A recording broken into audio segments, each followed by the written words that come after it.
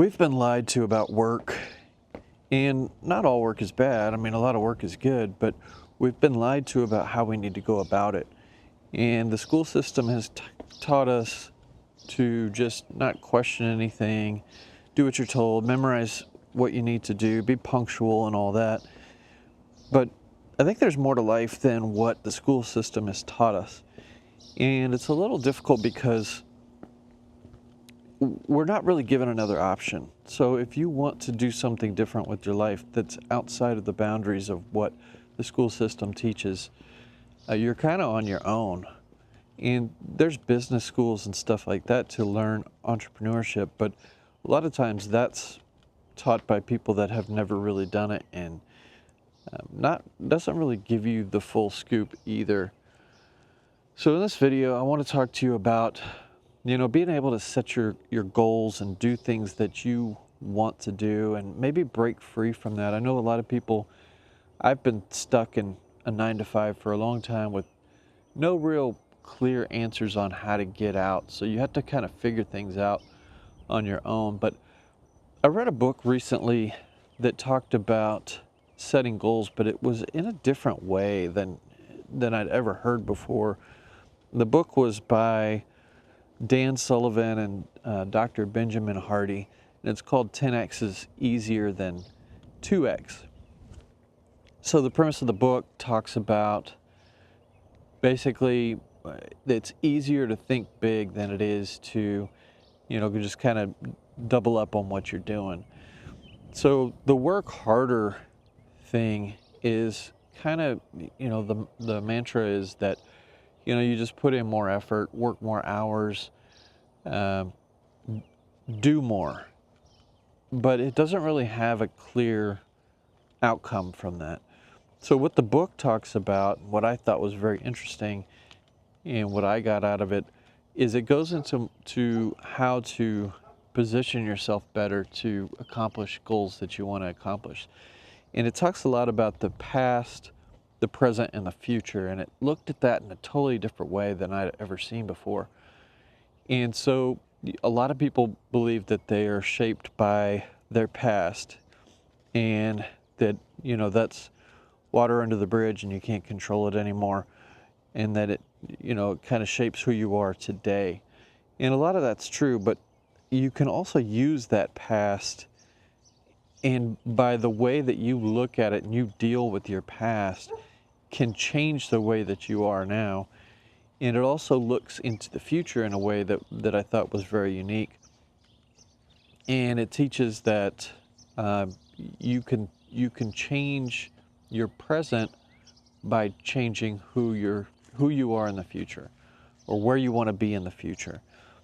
And so the premise with the 10x instead of 2x, so thinking bigger, thinking outside the box, is that instead of setting a goal that you think you can accomplish, or that you want to, something that you want to do that's realistic, it talks about setting your goals to be unrealistic, to be outside of the box, outside of your normal thinking. And it shows you how to do stuff. It doesn't show you how to do stuff, but it helps you to think of, how can I do something that I don't believe is possible? And so when you think of it that way, you start to reposition your thoughts and reposition your mind. Your mind starts to think about doing stuff a different way, or there might be less paths to getting there. So it actually gets rid of a lot of the confusion and a lot of the meaningless stuff that you would normally do to try to get to your goals. So instead of just working harder or doubling down on some of your work, you would maybe think of a different way to do it that might work a little better, and focus on that goal instead of all the double down goals that you would have, or all the different paths that you could take to get to that goal. So a lot of it is not only what to focus on, but what to get rid of out of your life. So For instance, if you wanted to focus on maybe, starting something on the side, starting a business on the side, or, maybe you're a photographer and you want to go pick up some extra clients or something. Part of getting rid of what you would want to get rid of out of your life to focus on that would be, maybe instead of watching Netflix 3 hours a day, you would, cut that either out of your life or cut it down a lot and maybe watch 30 minutes to an hour a day, and then focus those other 2 hours on setting up the website, or getting to those goals that would better get you to where you need to be. So a lot of it is decluttering your life and getting rid of bad things in your life, things that don't add up to your goals. Maybe that could be relationships. Like if you have you're in a bad relationship with somebody, or you have a friend that influences you to do things that aren't as productive. So getting rid of some of those things in your life. And I know I struggled with alcohol in my past, and I used to go out all the time. I used to waste a lot of my time. But time is the thing that we have. Everybody's got the same amount of. So, there's people that have a lot more money and a lot more resources than others, and that's a huge advantage. But everybody, no matter who you are, has 24 hours in a day. When you think about everybody having the same amount of time, it kind of makes you look at things differently and see that, things are fair. Like we think things aren't fair because those people have money or those people have this or that. But maybe they just spent their time better. Maybe they did things that we all have that same ability to do. Use your time wisely, or use it for things that don't make any sense.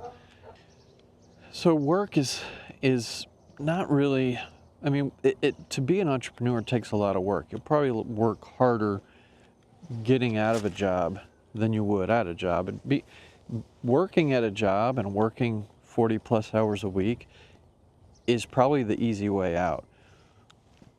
In the long run, it's not going to be as good, but sometimes we can kind of get brain dead in a job and think, I'm just going to go and do what I need to do and get through the day, and Friday's around the corner and the weekend's coming up. So it's easy to just get caught in that trap, and then before you know it, 10 years have gone away. You're at the same job and still dreading it, wishing that you had done something different.